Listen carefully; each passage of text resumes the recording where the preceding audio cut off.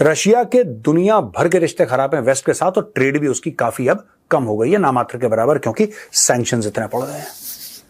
लेकिन जब भारत जाता है रूस और मोदी जी गले मिलते हैं पुतिन के और वेस्ट रिएक्ट करता है, तो चाइना फायदा उठाने की कोशिश करता है और चीन फिर यह बात कहता है कि साहब देखो वेस्ट तो हमारी दोस्ती से जल रहा है। इसमें हमारी किसको कह रहा है? वो चाइना हमारी दोस्ती कह रहा है, भारत रूस और चीन की दोस्ती, जबकि भारत ये नहीं कह रहा।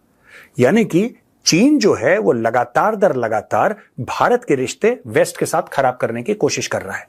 यानी कि पूरा का पूरा एक टॉप लेवल से बातचीत हो रही है कि देखो ये तीन महाशक्तियां एक साथ हैं, एक तरफ चीन है, एक तरफ रूस है, एक तरफ भारत है, और हम सब मिलकर एक हैं, हम लोग भाई हैं और हम लड़ेंगे पश्चिम। ऐसा कुछ भी नहीं है, ऐसा कुछ भी नहीं है। लेकिन चीन बार बार ये चीज रिपीट कर रहा है, क्योंकि दोस्तों प्रोपेगेंडा का जो मूल मंत्र है वो क्या है?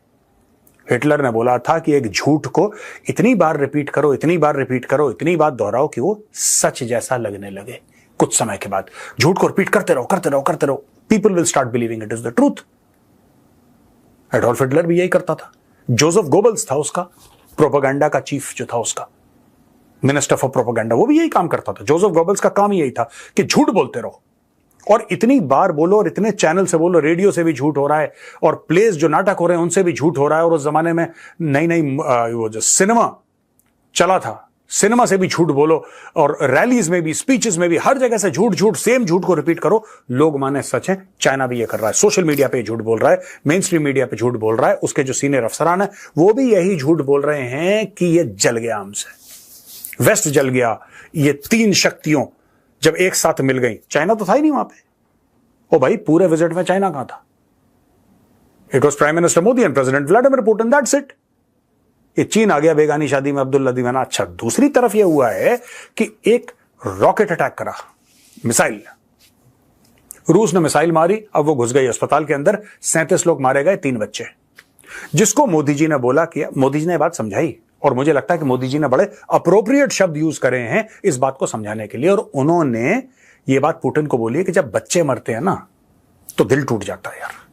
बाकी लड़ाई देखो, लड़ाई होती रहती है, लड़ाई होती है, बुरी है लड़ाई, युद्ध नहीं होना चाहिए, जंग नहीं होनी चाहिए, लेकिन लड़ाई होती है, ये फितरत है इंसान की। और दुख होता है जब कोई मरता है, लेकिन जब बच्चे की मौत होती है ना तो वो जो है दिल तोड़ के चली जाती है। मोदी जी ने बात बोली, it is heart wrenching when a child dies.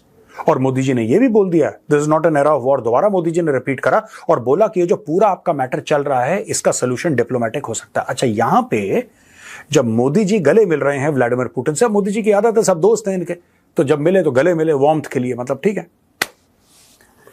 Zelensky का यह कहना है कि ये देखिए फोटोग्राफ, बड़ा मुझे दुख हुआ है कि दुनिया की सबसे बड़ी डेमोक्रेसी, दुनिया की सबसे बड़ी डेमोक्रेसी यानी भारत, उसका लीडर दुनिया के सबसे बड़े ब्लडी क्रिमिनल, उसने वर्ड यूज करा है, ब्लडी क्रिमिनल से मिल रहा है। और उसने नाम नहीं लिया, ना मोदी जी का नाम लिया, ना पुतिन का नाम लिया। अब दोस्तों बात यह है कि व्लादिमीर पुतिन जो है ना, वो रशिया का हेड है, he is the president of Russia. Modi ji India के प्राइम मिनिस्टर हैं, वो इंडिया के हेड हैं। ज़ेलेंस्की का बीच में क्या लेना देना, मुझे एक बात समझ में नहीं है। अब मैं आपको समझाता हूं ज़ेलेंस्की ने बोला क्या और बोला क्यों, मोस्ट इंपॉर्टेंटली बोला क्यों। उसने बोला ये कि भाई ये दोनों गले मिल रहे हैं, मुझे अच्छा नहीं लगा, क्योंकि वर्ल्ड की लार्जेस्ट डेमोक्रेसी को कम से कम हमारी बात समझनी चाहिए, ये पुतिन जैसे ब्लडी क्रिमिनल से क्यों मिल रही है। ये तो उसका स्टेटमेंट था। इसके पीछे दोस्तों जिसको अंग्रेजी में कहते हैं ना एंटाइटलमेंट, एंटाइटलमेंट, एंटाइटलमेंट क्या होती है कि आप माने कि नहीं, द वर्ल्ड ओज यू अ फेवर, दुनिया ने आपसे लोन ले रखा है इसलिए दुनिया आपके, ये सेंस ऑफ एंटाइटलमेंट ये ज़ेलेंस्की में बहुत ज्यादा आ गई है, यूक्रेनियंस में बहुत ज्यादा आ गई है, राइट। दूसरी बात मैं आपको बताता हूं, कीव में बाइडेन 1-2 बार होया है, चलो कोई बात नहीं। बोरिस जॉनसन जो फॉर्मर यूके के पीएम थे वो होया है, ऋषि सुनक होया है, अमेरिका के नेशनल सिक्योरिटी एडवाइजर होया है, अमेरिका के फॉरेन सेक्रेटरी होया है, राइट। अभी फॉरेन सेक्रेटरी जो यूके के लेटेस्ट, दुनिया भर के लीडर्स तो यूक्रेन पहुंचे रहते हैं, ठीक है जी, दुनिया भर के। एक बंदा पहुंच गया मॉस्को, इनको मौत आ गई। क्यों भाई, क्यों नहीं जा सकते मोदी जी मॉस्को, क्यों नहीं जा सकते, प्रॉब्लम क्या है? और यूक्रेन को प्रॉब्लम क्या है? जाएंगे, गले मिलेंगे, डील साइन करेंगे, बड़ी बड़ी, एक और डील साइन करिए, एक और अंडरस्टैंडिंग है कि हमारी जो ट्रेड है वो $100 अरब की होनी चाहिए साल की। 100 अरब डॉलर की होगी। भाई इसको एक बात समझ में नहीं आ रही ज़ेलेंस्की को, या तो आदमी लालची है और भ्रष्ट है, या ये बिल्कुल दिमाग से पैदल है। अगर कोई यूक्रेन की साइड ले रहा है, अगर यूक्रेन की कोई भी साइड ले रहा है दोस्तों इस पूरी लड़ाई में, पूरे युद्ध में, वो भारत है। अब पूछिए कैसे। अब मैं आपको ये भी कंसेप्ट समझा दूं, फिर मैं आपको ये बताऊंगा कि यूक्रेन के लात पड़ रही है बिल्कुल ठीक पड़ रही है, वो भी मैं आपको लॉजिक दूंगा। लेकिन सबसे पहले आप समझ लीजिए कि क्यों सबसे बड़ा यूक्रेन का हितैषी भारत है। जब आप यूक्रेन को हथियार देंगे और पैसा देंगे लड़ने के लिए, तो उससे मरेगा कौन? उससे मरेगा कौन? उससे मरेगा यूक्रेनियन और कुछ मरेंगे रशियंस, ये बात तय है। जिसके ऊपर हथियार चलेगा वो भी मरेगा, फिर उसके दोस्त हथियार चलाएंगे तो ये वाला मरेगा। ये युद्ध में होता रहता है। अब प्रॉब्लम इसमें क्या हो गई है? प्रॉब्लम दोस्तों इसमें सिंपल है कि ये जो वेस्ट वाले हैं, जैसे अमेरिका है, यूके है, आपके जर्मनी है, और भी देश हैं जो नेटो कंट्रीज हैं, वो फ्यूल करते जा रहे हैं। वो बंदे नहीं भेज रहे लड़ने के लिए यूक्रेन कि भाई ज़ेलेंस्की तू चिंता मत कर, हम अपने 10,000 फौजी भेज रहे हैं, हम अपने 1 लाख फौजी भेज रहे हैं, तू चिंता मत कर, हमारे फौजी हमारे टैंक चलेंगे और हम तेरे बगल में कंधे से कंधा मिला के लड़ेंगे। नो, ये नहीं कह रहे। कह रहे देखो हमें तो जुकाम भी ना आए, हमें खरोच भी ना लगे, तुम कल मरते हो आज मरो, आज मरते हो अभी मरो हमारी तरफ से। तुम बताओ पैसा चाहिए, हम पैसा तुम्हें दे देंगे, हथियार चाहिए हथियार दे देंगे, लेकिन लड़ोगे तुम। इससे लड़ाई खत्म नहीं होने वाली दोस्तों।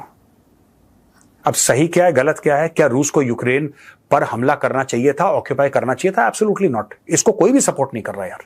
आप किसी भी देश पे ऐसे चढ़ दौड़े, दिस इज नॉट करेक्ट। लेकिन आपको एक बात समझनी पड़ेगी कि अगर आपको ये लड़ाई रोकनी है, if you want to stop this war, then India is Ukraine's best bat.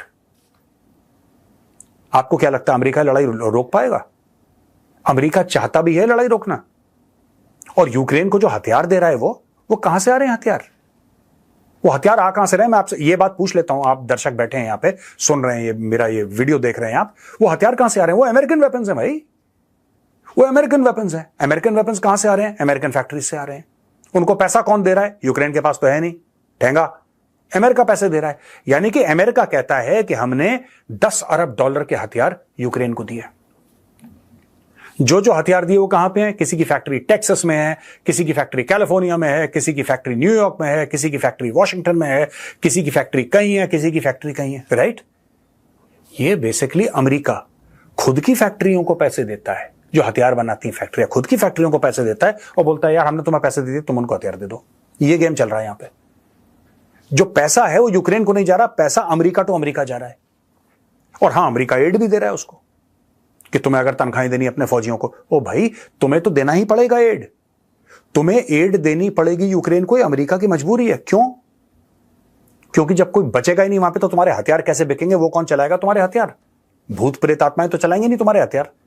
So man power को भी आपको मेंटेन करना है, इसलिए अमेरिका फंड कर रहा है, इस उम्मीद में कि किसी तरीके से तुक्का लग जाए और रूस को ऐसा धचका लगे कि रूस जमीन पर गिर जाए, जो कि होने वाला नहीं है। तो इसलिए ज़ेलेंस्की को थोड़ा सा बुद्धि का प्रयोग करना चाहिए। यहां पे आके वो भी आए, मोदी जी से बात करे, और ये सब सोशल मीडिया पे कमेंट पास ना करे। अगर उसको लगता है कि अमेरिका उसका हितैषी है, अगर उसको यह लगता है कि यूरोपियन यूनियन या पूरे नेटो वाले, यूरोपियन यूनियन को छोड़िए, पूरे नेटो की बात करता हूं, 32 देश हैं, पूरा का पूरा अगर नेटो उसका हितैषी है, he is sadly mistaken, he is sadly mistaken. पैसा दे देंगे वो अपनी औकात के हिसाब से थोड़ा मोड़ा।